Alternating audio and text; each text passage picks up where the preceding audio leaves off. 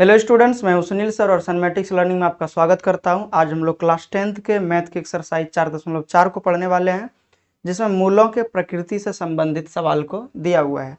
तो चलिए 1 नंबर के प्रश्न को देखते हैं। इसमें कोई इंट्रोडक्शन पार्ट नहीं है, क्योंकि इस एक्सरसाइज में जितने भी सवाल को दिया गया है उससे रिलेटेड सारे जानकारी को हम लोग पहले ही पढ़ चुके हैं। तो इसीलिए उसी से रिलेटेड जब सवाल है तो हम लोग क्यों अलग से इसमें टाइम वेस्ट करेंगे। तो यहाँ पहले प्रश्न को ही देख लेंगे डायरेक्ट, और जो भी चीज़ें होगा वो साथ में ही हम लोग डिस्कस कर लेंगे। तो यहाँ पर देखिए लिखा हुआ है पहले सवाल में, निम्न द्विघात समीकरणों के मूलों की प्रकृति ज्ञात कीजिए। प्रकृति मतलब नेचर किस तरह का है, यानी कि विविक्तकर से हम लोगों को पता चल जाता है मूलों की प्रकृति के बारे में। और विविक्तकर के बारे में आपको बताए होंगे पहले भी, यानी कि b² - 4ac होता है, यानी कि d जिसको हम लोग लिखते हैं। तो b² - 4ac का मान, अगर इसका मान मान लीजिए कि d का मान अगर 0 से बड़ा आ जाएगा तो इस स्थिति में दो भिन्न वास्तविक मूल होंगे।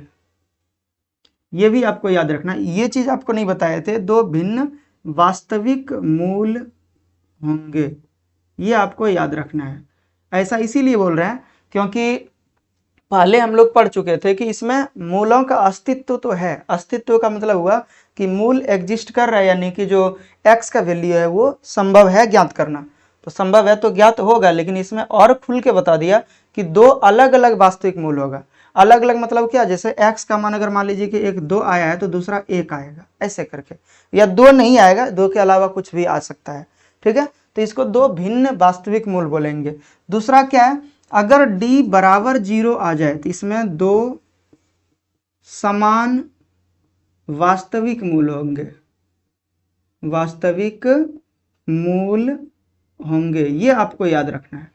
तो ये चीज याद रखने के लिए देखिए, इसमें हम लोग क्या बात कर रहे हैं कि इसमें क्या हुआ कि दो समान वास्तविक मूल का बात कर रहे हैं। तो दो समान वास्तविक मूल का मतलब क्या हो गया कि अगर x का मान पहला अगर 2 आया तो दूसरा भी 2 ही आएगा, दूसरा कोई दूसरा संख्या नहीं आएगा, बल्कि अगर एक √3 अगर आया है तो दूसरा भी √3 ही आएगा, x का दोनों वैल्यू बराबर होगा। तो ये चीज कह रहे हैं। और तीसरा क्या होगा, अगर d का मान 0 से छोटा होगा, यानी कि 0 से भी छोटा मतलब माइनस में, ये हो गया धनात्मक, यानी कि वैल्यू देगा, ये कुछ भी वैल्यू नहीं देगा, 0 तो नहीं धनात्मक है और नहीं ऋणात्मक है, और ये ऋणात्मक वैल्यू है, मतलब माइनस में अगर d का वैल्यू आ गया तो इसका मतलब ये हो गया कि हम लोग इसमें यानी कि किसी भी मूल का अस्तित्व नहीं होगा, यानी कि हम लोग किसी भी तरह के मूल को ज्ञात नहीं कर सकते हैं। तो यहाँ पर डायरेक्टली होगा कोई मूल नहीं होंगे, कोई वास्तविक मूल नहीं होंगे। तो ये चीज आपको याद रखना, कोई वास्तविक मूल ही नहीं होगा। वास्तविक मूल का मतलब क्या हो गया कि हम लोग ऐसा कोई नंबर ज्ञात नहीं कर सकते हैं जो वास्तविक में संख्या है। अब इमेजिनरी नंबर को तो हम लोग यहाँ पे भी लिख सकते हैं, ऐसा कोई दिक्कत नहीं है, लेकिन इमेजिनरी नंबर हमारे पास यहाँ पे इमेजिनरी नंबर का कोई स्थान नहीं है 10 क्लास में। इससे रिलेटेड हम लोग कोई भी चीज़ को नहीं पढ़ने वाले। तो यही 3 चीज़ आपको याद रखना है। अगर प्लस में 0 मतलब डी का मान प्लस में होगा, यानी कि 0 से बड़ा होगा, तो दो अलग अलग वास्तविक मान प्राप्त होगा x का। अगर बराबर हो जाए 0 के तो दो समान वास्तविक मान होगा x का। और ये अगर d का मान माइनस में आ जाए, मतलब 0 से छोटा आ जाए, तो उस स्थिति में कोई भी वास्तविक मूल नहीं होगा, मतलब अस्तित्व नहीं है। या फिर बोल सकते हैं कि यहाँ पर अस्तित्व नहीं है, मतलब x का मान एग्जिस्ट नहीं कर रहा है कोई वास्तविक में, तो उस स्थिति में हम लोगों को ज्ञात नहीं करना है। तो ये आपको याद रखना है तीनों। अब आगे हम लोग करेंगे कि यहाँ पे इसको बनाने का प्रयास करते हैं। ठीक है, तो फर्स्ट नंबर में हम लोग जब बनाएंगे तो यहाँ पर सबसे पहले ही लिखा गया था मूलों की प्रकृति ज्ञात करें। तो सॉल्व लिख के और लिख देना है यहाँ पर जांच, शुरुआत में ही लिख देना है जांच। अगर आपको ज्यादा थोड़ा दिक्कत होता है तो यहाँ पर करना क्या है, a बराबर लिख देना है, लिखेंगे यहाँ a बराबर 2, b बराबर -3 एवं c बराबर 5 है। तो लिखना है अब जांच। ये नहीं भी लिखते हैं तो कोई दिक्कत नहीं है, d बराबर b² - 4ac होगा। तो b का मान देखिए -3 है, तो -3 का स्क्वायर घटा 4 और गुना a का मान 2 और गुना c का मान 5।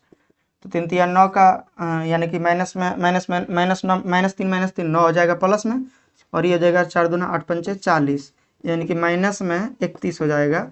तो अगर माइनस में आया तो इसका मतलब क्या है कि मूलों के हल मतलब मूलों का अस्तित्व नहीं है। तो यहाँ पर लिखना है अतः समीकरण के मूलों का अस्तित्व नहीं है। तो इसका मतलब है कि अब आगे हम लोगों को इसको ज्ञात नहीं करना है। अब 2 नंबर के सवाल को बनाएंगे। तो 2 नंबर का सवाल में देखिए लिखा है 3x² माइनस 4√3x और प्लस में 4 बराबर 0। तो यहाँ पर लिखेंगे सॉल्व, और उसी तरह से लिखना है यहाँ पे, यहाँ a बराबर 3, b बराबर माइनस 4√3 जो x के साथ में है वैल्यू पूरे उसको लिखेंगे, एवं c बराबर 4 है। तो लिखना है अब जांच करेंगे, और जांच करने के लिए हम लोगों को d का मान ज्ञात करना होता है। तो यहाँ पर लिखेंगे d बराबर b² माइनस 4ac। b का मान देख सकते हैं यहाँ पर -4√3 है, इसका स्क्वायर करेंगे गुना 4 और गुना a का मान 3 गुना c का मान 4। अब यहाँ पर देख सकते हैं क्या होगा, -4√3 और गुना -4√3। तो इसका मतलब हो गया माइनस माइनस प्लस हो जाएगा, 4 चौके 16 और √3 गुना √3 √9 का वर्गमूल 3। 16 गुना 3 करेंगे तो 16 तिया 48 होगा। तो इसका मतलब हो गया यहाँ पे 48 लिखेंगे, और घटा में देखिए 4 तिया 12 तिया बच्चों का 48 हो जाएगा। 48 में 48 घटेगा तो 0 बचेगा। तो यहाँ पर लिख देना है, अतः समीकरण के 2 समान वास्तविक मूल्य हैं। जो भी हमारे पास आ रहा है सिचुएशन उसी के हिसाब से लिखना है। तो यहाँ पर लिखेंगे अतः समीकरण के 2 वास्तविक समान मूल हैं, वास्तविक समान मूल हैं, यानी कि दोनों बराबर वैल्यू आएगा, x का दोनों वैल्यू बराबर होगा। अब हम लोग लिखेंगे, अब तो निकालना पड़ेगा द्विघाती समीकरण, द्विघाती सूत्र का प्रयोग करके x के मान को। अगर कोई भी विधि सलाह के बना सकते हैं, लेकिन यहाँ ज्यादा आसान होगा, चूंकि हम लोग देखिए b² माइनस 4ac का वैल्यू तो ज्ञात कर ही चुके हैं। अब बिठाने में क्या लगा है, तो ज्यादा अच्छा रहेगा कि हम लोग सूत्र पे बिठा के निकाल लेंगे। x बराबर -b होता है plus minus b² minus 4ac और बटे 2a होता है। तो बस इसी पर बिठाना है हम लोगों को सवाल को। तो -b का मान देखिए -4√3 है, और बटे plus minus b² minus 4ac का वैल्यू 0 और बटे 2 और गुना a का वैल्यू 4 है। देख सकते हैं यहाँ पे a का वैल्यू नहीं, a का वैल्यू यहाँ पर 3 है तो 3 लिखेंगे, a का वैल्यू 3। ठीक है, अब आगे देखिए क्या होगा, माइनस माइनस प्लस हो जाएगा 4√3 और यहाँ पे प्लस माइनस में 0 और बटे 3 दूना 6। अब कटाएंगे तो क्या होगा, 2 से और यहाँ 3 से। ठीक है, अब 2 से और 3 से, और अब ये भी आप देख सकते हैं कि 2√3 हो गया और बटे 3।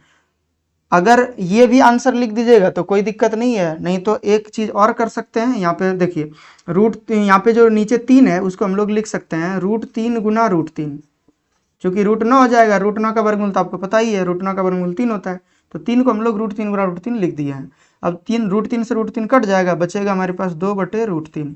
तो इसका मतलब ये हो गया कि यहाँ पर जो है वैल्यू हमारे पास लिखेंगे, अतः x बराबर 2 बटे √3 एवं 2 बटे √3 है। चूंकि पहले भी बता चुके हैं कि दोनों जो मान निकलेगा वो दोनों बराबर होगा, सेम होगा। तो एक वैल्यू निकला हमारे पास तो दूसरा भी वैल्यू यही होगा सेम, तो कोई तरह का दिक्कत इसमें तो होना नहीं चाहिए। तो यही हो गया आंसर। और अब हम लोग आगे तीसरे नंबर के सवाल को बनाएंगे। तो तीसरा नंबर के सवाल में देखिए यहाँ पर लिखा हुआ है, ये 2x² माइनस 6x और प्लस 3 बराबर 0 है। तो यहाँ पर लिखेंगे, यहाँ सॉल्व लिख देना है सबसे पहले, और उसके बाद लिख देंगे यहाँ a बराबर 2, b बराबर -6 एवं c बराबर 3 है। तो जांच करना है। अब जैसे जांच करेंगे तो यहाँ पर लिखेंगे जांच d बराबर b² माइनस 4ac। अब b का मान देख सकते हैं यहाँ पर लिखा है -6, तो -6 का स्क्वायर करना है, -4 गुना a का मान देख सकते हैं 2 है और गुना c का मान 3 है। तो माइनस यहाँ पर देख सकते हैं 6 के 36 हो जाएगा, प्लस में और घटा 4 दूना 8 तिया 24 हो जाएगा, बचेगा यहाँ पर 12। अब लिखेंगे सूत्र, यहाँ पर लिख देना थोड़ा, अतः समीकरण के 2 भिन्न वास्तविक मूल हैं, 2 भिन्न वास्तविक मूल हैं।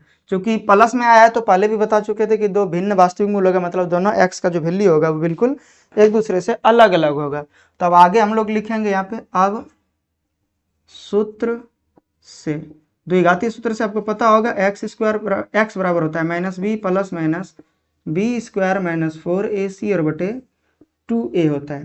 तो हम लोग यहाँ पर लिखेंगे माइनस बी का मान देख सकते हैं यहाँ पे -6 है, तो यहाँ पर लिखेंगे -6 plus minus b square minus 4ac का वैल्यू 12 आया है, यहाँ से देख सकते हैं।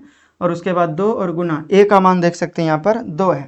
तो जैसे 2 रखेंगे तो वैल्यू हम लोग कैलकुलेट करेंगे तो माइनस माइनस प्लस हो जाएगा, प्लस माइनस इसको हम लोग 12 को लिख सकते हैं 2√3 और बटे यहाँ पर नीचे 4 हो जाएगा। जैसे 2 कॉमन ले लेंगे तो यहाँ 3 बचेगा, प्लस माइनस √3 और बटे 4 हो जाएगा। 4 से हम लोग कटाएंगे यानी कि 2 से कटाएंगे 4 को तो 2 आ जाएगा। यहाँ पे 3 प्लस माइनस √3 और बटे 2 हो गया। तो एक देखिए वैल्यू प्लस में आएगा और एक वैल्यू माइनस में आएगा। यहाँ पर √12 ये जो √12 है उसको हम लोग लिख सकते हैं 2 गुना 2 गुना 3, 12 को लिख सकते हैं 2 गुना 2 गुना 3, तो 2 गुना 2 गुना 3 जैसे हम लोग लिख सकते हैं। तो 2 एक तो बाहर निकल जाएगा, 2 को 2 है तो एक बाहर 2 निकल जाएगा और √3 अंदर में ही रह जाएगा। तो लिखेंगे अतः x बराबर 3 प्लस √3 बटे 2 एवं 3 माइनस √3 बटे 2 है। तो यही आप देख सकते हैं कि दो अलग अलग भिन्न मूल हुआ, यानी कि एक प्लस में है एक माइनस में है, इसका वैल्यू अलग होगा इसका वैल्यू अलग होगा। तो इस प्रकार से यहाँ पर ये पूरे 1 नंबर के प्रश्न को हम लोग बना चुके हैं। अब आगे 2 नंबर के प्रश्न को बनाएंगे, तब तक इसका स्क्रीनशॉट लीजिए।